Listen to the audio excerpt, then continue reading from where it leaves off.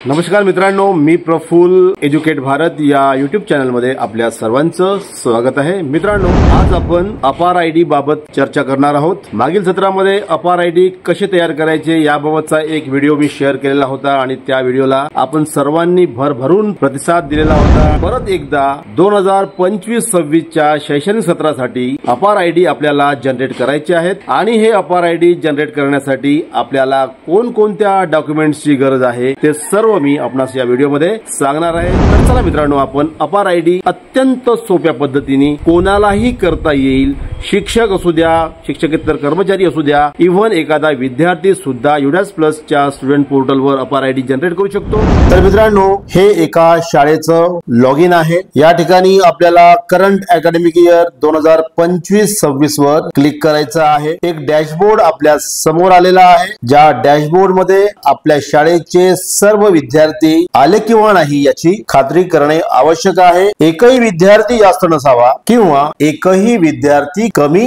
नसला पाहिजे। आज आपण अपार मॉड्यूल वर काम करणार आहोत। डाव्या साईडला असलेल्या अपार मॉड्यूल वर क्लिक केल्यानंतर ही जी स्क्रीन आलेली आहे, यामध्ये आपल्याला क्लास सिलेक्ट करून कोणत्या वर्गाचे किती विद्यार्थी पेंडिंग आहेत हे पाहता येईल। समजा मी नर्सरी सिलेक्ट केलं आणि गो वर क्लिक केलं तर या ठिकाणी पाहायला मिळेल की जनरेट ही टॅब आलेली आहे, म्हणजेच या विद्यार्थ्यांचे अपार आयडी अजून तयार झाले नाहीत किंवा त्यांची रिक्वेस्ट पाठवण्यात आली नाही। अशा पद्धतीने आपण प्रत्येक वर्गाचे किती विद्यार्थी अशी आहेत की ज्यांचे अपार आयडी जनरेट झालेले आहेत आणि या ठिकाणी आपल्याला एनरोलमेंट, जनरेटेड अपार आयडी आणि रिक्वेस्टेड, नॉट अप्लाइड आणि फेल्ड पाहायला मिळेल। तर मित्रांनो, अपार आयडी जनरेट करण्यासाठी सर्वात प्रथम त्या विद्यार्थ्याचा जनरल प्रोफाइल, एनरोलमेंट प्रोफाइल आणि फॅसिलिटी प्रोफाइल अपडेट झाला पाहिजे। एंट्री स्टेटस मध्ये कंप्लीटेड लिहून आलं पाहिजे। दुसरी महत्वाची गोष्ट म्हणजे त्या विद्यार्थ्याला पेन नंबर अलॉट झाला पाहिजे आणि तिसरी महत्वाची जी गोष्ट आहे ती म्हणजे त्या विद्यार्थ्याकडे आधार कार्ड असला पाहिजे आणि त्याचबरोबर त्याचा आधार व्हॅलिडेट झाला पाहिजे। त्यासाठी डाव्या साईडला असलेल्या list of all students active student वर क्लिक केल्यानंतर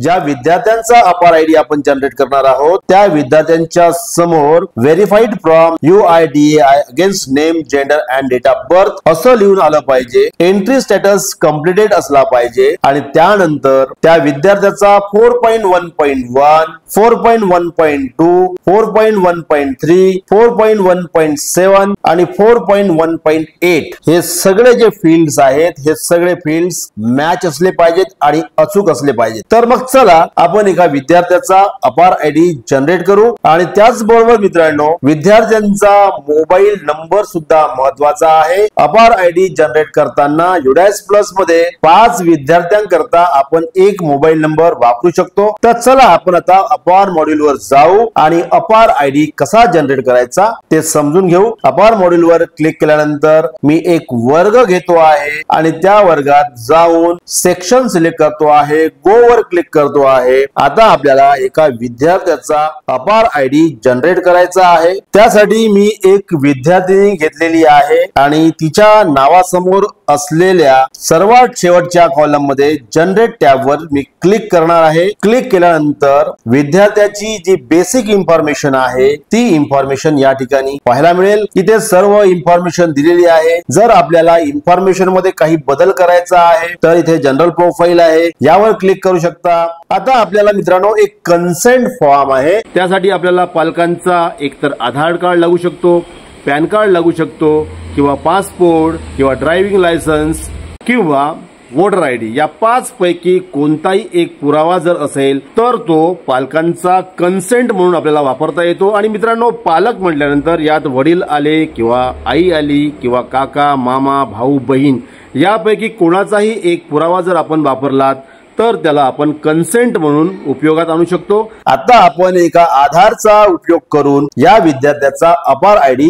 जनरेट कसा करायचा ते बघून घेऊ। तर आय मध्ये आपल्याला वडिलांचं नाव एंटर करायचं आहे, जे अचूक असलं पाहिजे। आधारवर जसं नाव आहे तसंच्या तसं नाव आपल्याला या ठिकाणी एंटर करायचं आहे। सदर व्यक्ती कोण आहे ते आपल्याला या ठिकाणी सिलेक्ट करायचं आहे, फादर, मदर किंवा लिगल गार्डियन। मी वडील सिलेक्ट केलेला आहे आणि आधार नंबर सिलेक्ट केल्यामुळे इथे मला आपल्याला 12 अंकी आधार नंबर एंटर करायचा आहे आणि मग खाली येऊन ज्या ठिकाणचे ते रहिवासी आहेत किंवा आधारवर जे काही प्लेस ऑफ कॉन्सेंट आहे ते प्लेस या ठिकाणी एंटर करायचं आहे। कन्सेंटची जी काही डेट असेल ती डेट या ठिकाणी सिलेक्ट करायची आहे आणि मग खाली आपल्याला मुख्याध्यापक यांचं नाव पाहायला मिळेल। सबमिट वर क्लिक केल्यानंतर कन्फर्म वर क्लिक करायचं आहे आणि मित्रांनो बघा या विद्यार्थ्याचा जो अपार आयडी आहे तो फेल झालेला आहे, म्हणजेच याच्या आधार मध्ये कुठेतरी मिस्टेक आहे। मित्रांनो पहिलीच केस आपली अशी आहे की ज्या केस मध्ये आपला आधार मिसमॅच झालेला आहे। मग अशा केस मध्ये आपण ओके वर क्लिक करणार, परत एकदा वर जायचं, जनरल प्रोफाइल मध्ये जायचं आणि इथे गेल्यानंतर त्या विद्यार्थिनीची किंवा त्या विद्यार्थ्याची जी काही बेसिक इन्फॉर्मेशन असेल ती इन्फॉर्मेशन तपासून घ्यावी लागेल। 4.1.1 मी चेक केलेला आहे जे अचूक आहे। त्याच्यानंतर 4.1.2 यामध्ये मिस्टेक आहे कारण ही मुलगी आहे आणि या ठिकाणी जेंडर मेल झालेला आहे। त्यानंतर डेट ऑफ बर्थ मी चेक करतो आहे जो अचूक आहे आणि त्याचबरोबर आधारवर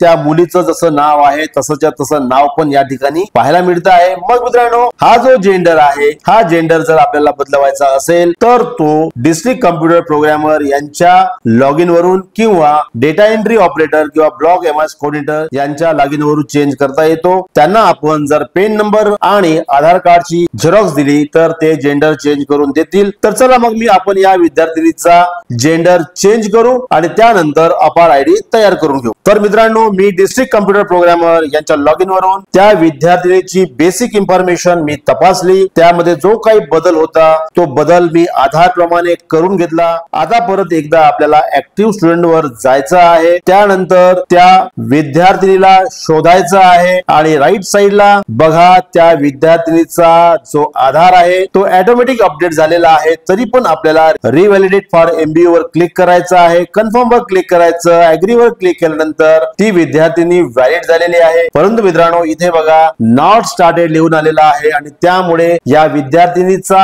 जनरल प्रोफाइल, एनरोलमेंट प्रोफाइल आणि फॅसिलिटी प्रोफाइल आपल्याला अपडेट करावा लागेल। त्यासाठी तिच्या डाव्या साइडला तिच्या नावावर क्लिक करावं लागेल आणि ती संपूर्ण जी माहिती आहे ती माहिती एकदा आपल्याला सेव्ह करून नेक्स्ट करून कंप्लीट करावी लागेल आणि त्यानंतरच मित्रांनो आपण त्या विद्यार्थिनीचा अपार आयडी जनरेट करू शकतो। तर चला एकदा आपण अपार मॉड्यूल वर जाऊ आणि त्यानंतर एक वर्ग सिलेक्ट केलेला आहे, गो वर क्लिक केल्यानंतर आता आपण ज्या विद्यार्थिनीचा अपार आयडी जनरेट करताना आपला अपार आयडी जनरेट झाला नव्हता, एरर आलेला होता, त्या विद्यार्थिनीच्या समोर असलेल्या जनरेट बटनवर आपण क्लिक करू। परत एकदा सर्व इन्फॉर्मेशन या ठिकाणी आलेली आहे, ही इन्फॉर्मेशन आधार प्रमाणे आहे की नाही याची आपण खात्री करून घेऊ शकता आणि कन्सेंट मध्ये वडिलांचं नाव लिहायचं आहे, इथे फादर मी सिलेक्ट करणार आहे आणि त्याचबरोबर जो आयडेंटिटी प्रूफ आपण यूज करणार आहोत तो आधार आहे म्हणून मी आधार सिलेक्ट केलेला आहे आणि या ठिकाणी आपल्याला आधार नंबर एंटर करायचा आहे, मग खाली यायचं आहे, प्लेस एंटर करायचा आहे, कन्सेंटची डेट एंटर करायची आहे आणि मग खाली सबमिट बटन वर क्लिक केल्यावर कन्फर्म वर आपण जेव्हा क्लिक कराल मित्रांनो request for Apaar ID has been submitted successfully असा मेसेज आलेला आहे। आणि जर आपण परत एकदा अपार मॉड्यूल वर गेलात आणि वर्ग सिलेक्ट करून गो वर क्लिक केल्यानंतर आपल्या समोर त्या विद्यार्थिनीच्या समोर रिक्वेस्टेड लिहून आलेला आहे आणि मित्रांनो अशा पद्धतीने अपार आयडी जनरेट करायचा आहे। अपार आयडी जनरेट करणे अत्यंत सोपं आहे, कोणीही अपार आयडी जनरेट करू शकतो।